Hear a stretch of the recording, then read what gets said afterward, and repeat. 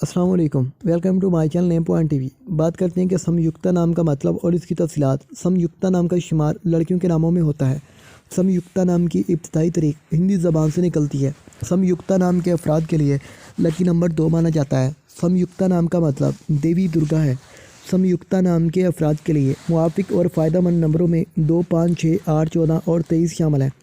हिंसों के हिसाब के मुताबिक संयुक्ता नाम के अफराद के लिए हुक्मरानी वाले घंटे 5 PM से 7 PM है, जबकि खुशकिस्मत दिनों में बुध जुम्मा शामिल है। संयुक्ता के हाकम सियारों में मरकरी शामिल है। खुशकिस्मती वाली दातों में हिंसों के हिसाब से कांसी शामिल है।